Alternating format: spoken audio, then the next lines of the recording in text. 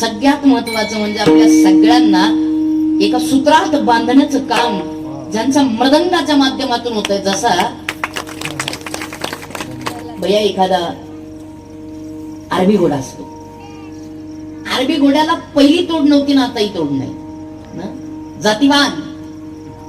आणि तो जातवान घोडा आहे, त्याच्या रिकिबीत पाय घातला, हातात लगाम घेतला आणि तो लगाम सोडला आणि रिकिबीला टाच मारली.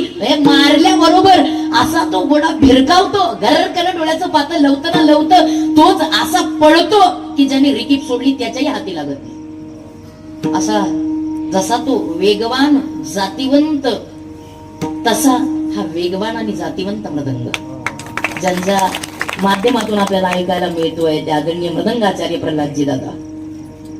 अतिशय गोड मृदंग, प्रल्हाद दादा मगर. सुंदर. सर्वच आपण